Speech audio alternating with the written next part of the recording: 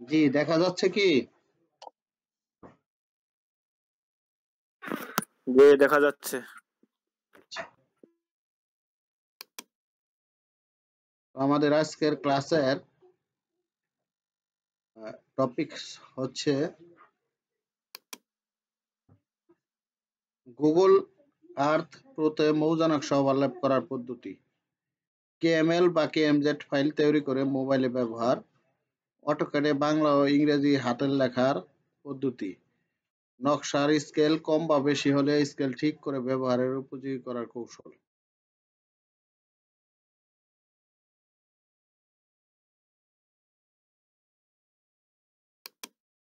আমি এই যে এখানে গুগল আর্থ প্রো সফটওয়্যারটা আছে, এটা আমরা ডাবল ক্লিক করে ওপেন করি।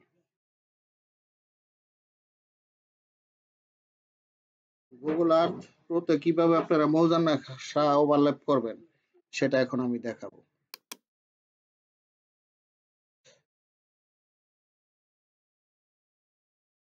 দেখেন এই যে এই পাশে বাম পাশে কর্নার দেখেন ফাইল, এডিট, ভিউ, টুল, অ্যাড, হেল্প, আর এখানে একটা সার্চ বক্স আছে। এই যে ঠিক আছে, আমরা কোন নকশাটা ওভারল্যাপ করব সেই নকশার নাম আগে এই জায়গায় লিখব।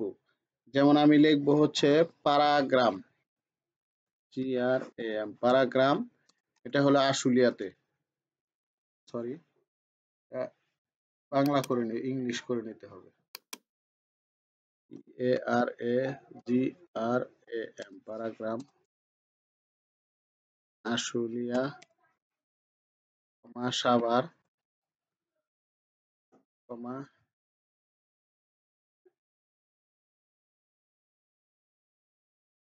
মৌজা নকশার অবস্থান কোথায় সেটা।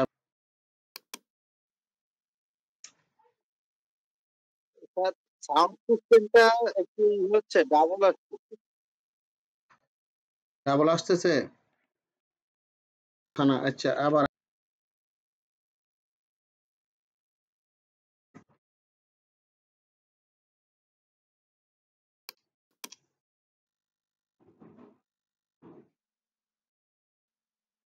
মেবি নেট প্রবলেম আছে, আমি দেখি মোবাইলের নেটওয়ার্ক ইউজ করি।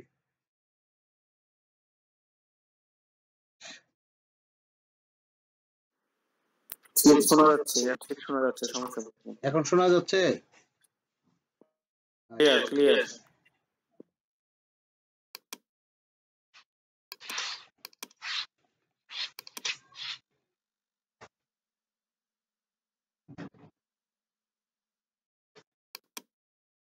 জি দেখেন, আমি পারাগ্রাম, আশুলিয়া, সাভার, ঢাকা, আমি পারাগ্রাম মৌজায় একটা মৌজা নকশা ওভারল্যাপ করব। এই যে আমার সার্চ বক্সে ক্লিক করার সাথে সাথে দেখেন আমার এখানে চলে আসছে। এই যে দেখেন পারাগ্রাম বাজার, ঠিক আছে। শুধু পারাগ্রাম লিখলে কিন্তু আসবে না, আপনার মোটামুটি ডিটেলস লিখতে হবে, থানা, উপজেলা, জেলা, পারলে দেশও লিখে দিবেন, বাংলাদেশ, ঠিক আছে। এবার এইখানে দেখেন, এটার আগে সিস্টেমটা আমি দেখাই। আপনার লেফট বাটন চেপে ধরে আপনারা এটা মুভ করাতে পারবেন এদিক সেদিকে। এই যে চেপে ধরে, ঠিক আছে, যা দেখুন সেদিকে। আর এইখানে দেখেন এটা আপনারা এটা মুভ করাইতে পারবেন। কোন দিকে মুভ করাইবেন? এই যে এই পাশে দেখেন অ্যারো চিহ্ন, এদিকে ক্লিক করলে এদিকে হচ্ছে। আর এটা দিয়ে আপনি ডান দিকে, বাম দিকে, উপর দিকে, নিচের দিকে। এবার আপনারা এইখানে ভিউতে যাবেন, ভিউতে যাই এখানে রিসেটে যাবেন, এখানে ট্রিট এন্ড কম্প্রেসে যাবেন। এটা 90 ডিগ্রি করে নিলাম, ঠিক আছে। এবার আমি একটা নকশা এখানে ইনসার্ট করব। সেটা কিভাবে করব? এইখানে অ্যাডে ক্লিক করবেন, অ্যাড, এডে ক্লিক করার পর এই নিচে আসবেন, ইমেজ ওভারলে, এটাতে ক্লিক করেন। ক্লিক করার পর এইখানে ব্রাউজে ক্লিক করবেন। আপনার নকশাটা যেখানে আছে সেখান থেকে, আমি যেমন নকশাটা আছে ডাউনলোডে, আমি যেমন এইখানে একটা তুরাগ নামে নকশা, আমি এটা পলিলাইন টেনে রেখেছি। আপনি ইচ্ছা করলে পলিলাইন ছাড়াও যেগুলি এমনি নকশা এখানে ওভারল্যাপ করতে পারবেন। তো আমি এখানে আলাদা পলিলাইন করে রেখেছি রেড রেড লাইন দ্বারা, যাতে বোঝা যায় নকশাটা। এই যে দেখেন, এবার আপনি এখানে দেখেন ট্রান্সপারেন্সি, এই ট্রান্সপারেন্সিটা এখানে ক্লিক করে ধরে আপনি একটু কমায় নেবেন। এই যে যতটুক লাগে, আপনি ইচ্ছা করলে একবারও কমায় দিতে পারবেন, যতটুক লাগে অতটুক নিয়ে নেবেন। আমি এতটুক নিলাম। এবার এইখানে ধরে এই পাশে এটা একটু চাপাই দিলাম। এবার দেখেন এখানে প্লাস আইকন দেখা যায়, এই প্লাস আইকনে ধরে আমি এই নকশাটা এদিক সেদিক মুভ করাতে পারবো।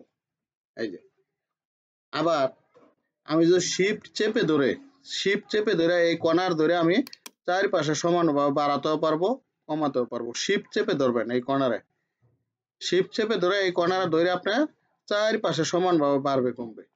ঠিক আছে? আর যদি শিফট চেপে না ধরেন তাহলে কিন্তু যে কোনো এক পাশে বেড়ে যাবে।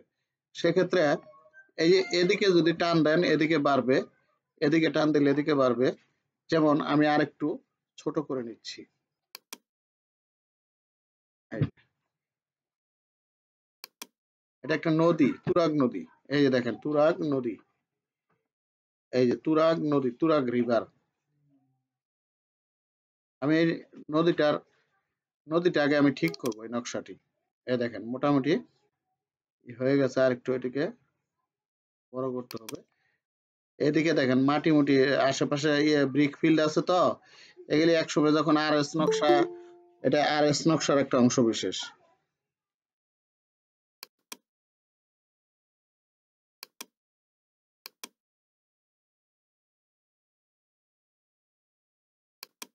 ঠিক আছে, এটা একটা আর এস নকশার উপর পলিলাইন টানা। এই নকশাটা যখন হয়েছে, প্রস্তুত হয়েছে, তখন এগুলি আপনার বড় জমি ছিল। আমাদের ওদিকে এক ফসলি জমি হয়, সে যেটা আপনার মনে করেন যে এখন হচ্ছে আর কি বড় জমি।